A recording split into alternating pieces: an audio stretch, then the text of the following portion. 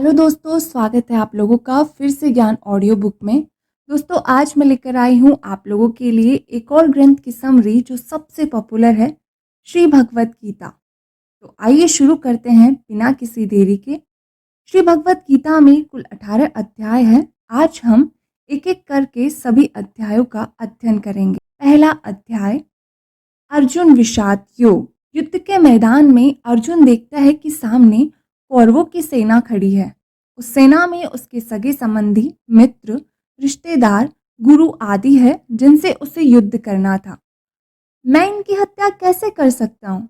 ये सोचकर अर्जुन शौक और ग्लानि से भर उठता है। वह अपना धनुष नीचे रख देता है और अपने सारथी भगवान श्री कृष्ण से पूछता है, मैं अपने लोगों से कैसे युद्ध कर सकता हूँ? ये कहकर वह असहाय मुद्रा में रथ की गद्दी पर बैठ जाता है। दूसरा अध्याय, सांख्य योग। श्री कृष्ण अर्जुन से कहते हैं कि क्यों व्यर्थ चिंता करते हो? आत्मा तो अजर अमर है, वह कभी नहीं मरती। सिर्फ ये शरीर मरता है। यह संसार और इसके लोग तुम्हारे बनाए हुए नहीं हैं। इनके मोह में क्यों बंध रहे हो? इनके खो जाने का क्यों शोक कर रहे हो? ये सब तो पहले ही मर चुके हैं और कई बार पैदा भी हो चुके हैं। तुम्हें सिर्फ धर्म की रक्षा के लिए यह युद्ध करना है। यही एक क्षत्रिय का कर्म है।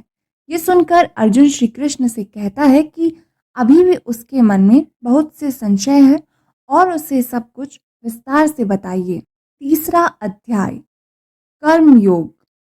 श्री कृष्ण कहते हैं कि हे अर्जुन, हर किसी को इस संसार में अपना कर्म करना चाहिए, लेकिन फल की इच्छा नहीं करनी चाहिए। किसी भी चीज में आसक्त हुए बिना कर्म करना चाहिए और वह कर्म धर्म के अनुसार किया जाना चाहिए। सारे कर्मों को ईश्वर को समर्पित किया जाना चाहिए।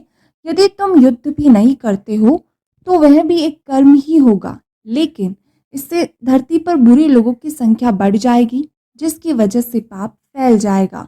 इसलिए तुम मोह त्याग कर युद्ध करो, यही तुम्हारा कर्म है। चौथा अध्याय, ज्ञान कर्म संन्यास योग। इस अध्याय में भगवान श्री कृष्ण ने गीता का पौराणिक इतिहास बताया है। सबसे पहले उन्होंने गीता का ज्ञान सूर्य भगवान को दिया था। उसके बाद उन्होंने अपने शिष्यों को दिया और यह आगे चलता गया। भगवान कहते हैं कि जब जब धर्म का नाश होता है वे अवतार लेते हैं, पापियों को दंडित करते हैं, लेकिन जो उन्हें समर्पित हो जाता है उसकी रक्षा करते हैं। यह युद्ध उनके द्वारा ही रचा गया है ताकि पापियों को दंडित किया जा सके। पांचवा अध्याय, कर्म संन्यास योग। श्री कृष्ण कहते हैं कि संन्यास का मतलब है सांसारिक वस्तुओं से विरक्त होकर ईश्वर की उपासना करना। लेकिन संन्यास लेने के लिए हर किसी को वन गमन की जरूरत नहीं है। अपना कर्म करते हुए यदि भौतिक सुखों से मोह भंग कर लिया जाए तो भी मनुष्य ईश्वर को प्राप्त कर सकता है। छठा अध्याय, आत्म संयम योग या ध्यान योग। ध्यान करने से मनुष्य अपनी इंद्रियों पर काबू पा सकता है। बाहर की चीजों से ध्यान हटाकर सिर्फ परमात्मा का ध्यान करना चाहिए। निरंतर अभ्यास करते रहने से ध्यान करने वाला योगी बन जाता है। उसे सच्चे सुख प्राप्त होने लगते हैं। उसे किसी भी चीज की चिंता और डर नहीं रहता। वह ईश्वर को समर्पित हो जाता है। ध्यान की आखिरी अवस्था समाधि होती है। इस अवस्था में पहुंचकर योगी को ईश्वर के दर्शन होते हैं। सातवां अध्याय, ज्ञान विज्ञान योग। श्री कृष्ण कहते हैं कि ब्रह्मांड की हर चीज उनकी ही बनाई हुई है। हर चीज में वे विद्यमान है। सूर्य, धरती, ग्रह, नक्षत्र, तारामंडल, ज्ञान विज्ञान, इंद्रिया, सुख दुख, पाप पुण्य आदि सब उनके बनाए हुए हैं। जो मनुष्य इस बात को ज्ञान के द्वारा समझ जाते हैं वे ईश्वर को समर्पित हो जाते हैं, जबकि जो संदेह करते हैं वे संसार की भौतिक वस्तुओं को समर्पित हो जाते हैं और यही उनके दुखों का कारण बना रहता है। उन्हें कभी बैकुंठ प्राप्त नहीं होता और बार बार मृत्युलोक में जन्म लेना पड़ता है तथा सांसारिक दुख भोगने पड़ते हैं। आठवां अध्याय, अक्षर ब्रह्म योग। इस अध्याय में श्री कृष्ण अर्जुन को ब्रह्म और आत्मा आदि के बारे में बताते हैं। कृष्ण कहते हैं कि अहम ब्रह्मा अस्मि, अर्थात मैं ही ब्रह्मा हूँ। और चूंकि मनुष्य की आत्मा भी ईश्वर का ही भाग है, इसलिए मनुष्य भी ब्रह्मा ही है। मनुष्य इन बातों को कभी नहीं जान पाता क्योंकि उसकी बुद्धि पर मोह माया का पर्दा पड़ा रहता है। साथ ही कृष्ण बताते हैं कि बाकी सारे देवी देवता भी कृष्ण द्वारा ही बनाए गए हैं। उनकी पूजा करना भी परम ब्रह्म यानी श्री कृष्ण की पूजा करना ही है। मृत्यु के समय जो कृष्ण का ध्यान करते हैं और कृष्ण को भजते हैं, उन्हें वे मोक्ष दे देते हैं। 9वां अध्याय, राज विद्या राज गुह्य योग। इस अध्याय में श्री कृष्ण बताते हैं कि सबसे बड़ा राज यही है कि कृष्ण ही ईश्वर है। उन्होंने ही सृष्टि का निर्माण किया है। वे ही कण कण में विद्यमान है। उन्हें समझ पाना मनुष्य के वश में नहीं है, लेकिन उनकी भक्ति से मनुष्य उन्हें पा सकता है, परंतु ये भक्ति बिना संदेह और संशय के होनी चाहिए और इसमें भगवान श्री कृष्ण के प्रति प्रेम ही प्रेम हो। 10वां अध्याय, विभूति योग। इस संसार में जो भी अच्छे बुरे गुण हैं, जैसे ज्ञान, सुंदरता, शक्ति, डर, साहस, हिंसा आदि, उन सब का निर्माण श्री कृष्ण ने ही किया है। जो लोग कृष्ण पर विश्वास रखते हैं वे अच्छे गुणों को प्राप्त करते हैं और जो ऐसा नहीं करते हैं वे बुरे गुणों को प्राप्त करते हैं। दोनों को ही ईश्वर उनके कर्मों के अनुसार उचित फल अथवा दंड देते हैं। 11वां अध्याय, विश्व रूप दर्शन योग। इस अध्याय में श्री कृष्ण अर्जुन को अपने विराट रूप के दर्शन करवाते हैं। अर्जुन देखता है कि उनका स्वरूप तीनों लोकों में फैला हुआ है। समस्त ब्रह्मांड में उनकी ही छवि है। उनके 4 हाथ है और असंख्य सिर है। कुछ सिर बेहद डरावने हैं और कुछ बेहद सौम्य। कुछ मुखों से आग, जल आदि निकल रहे हैं। उनके एक तरफ से जीव जंतु जन्म लेकर पृथ्वी की तरफ आ रहे हैं और दूसरी तरफ वे मौत के गाल में समा रहे हैं। जन्म और मृत्यु सब श्री कृष्ण के द्वारा ही है। ये सब देखकर अर्जुन विस्मित हो जाता है और श्रद्धा पूर्वक प्रभु के चरणों में नमन करता है। 12वां अध्याय, भक्ति योग। श्री कृष्ण कहते हैं कि सबसे बड़ा योग भक्ति योग ही है।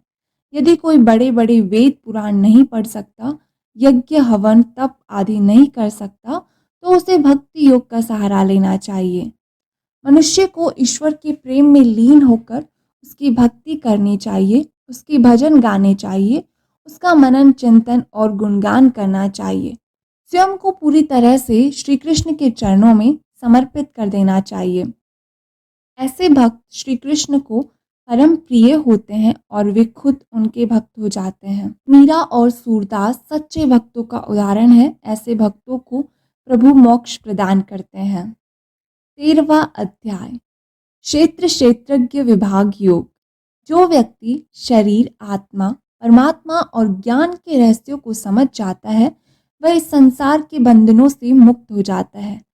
आत्मा में ही परमात्मा का वास होता है क्योंकि वह उसी का भाग है, लेकिन अज्ञानवश मनुष्य उसे समझ नहीं पाता। इसलिए पहले ज्ञान हासिल करना चाहिए। ज्ञान का मकसद उस परमात्मा को समझना है, लेकिन इसके लिए मनुष्य को सदाचारी बनना चाहिए, अन्यथा उसमें अहंकार हो जाएगा।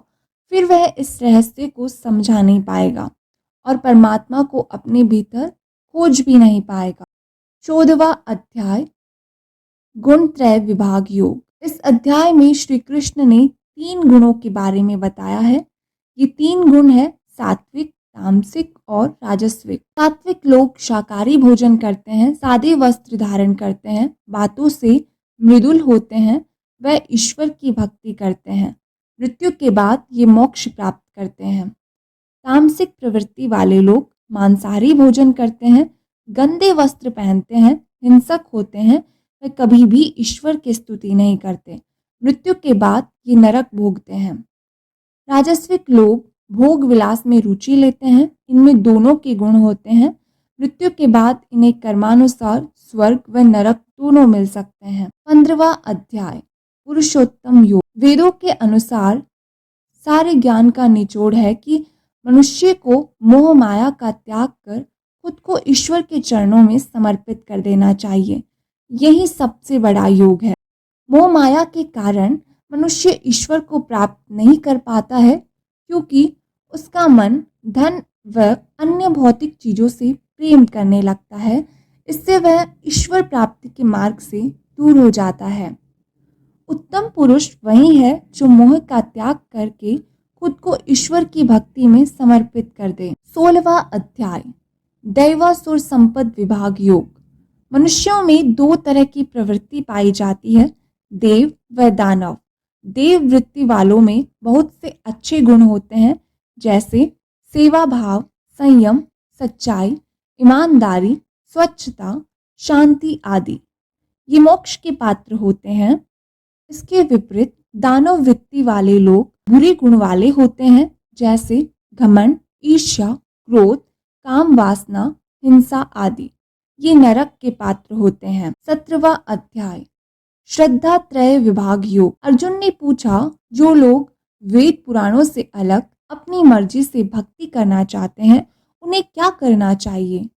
श्री कृष्ण कहते हैं कि उन्हें ओम तत्सत का पालन करना चाहिए।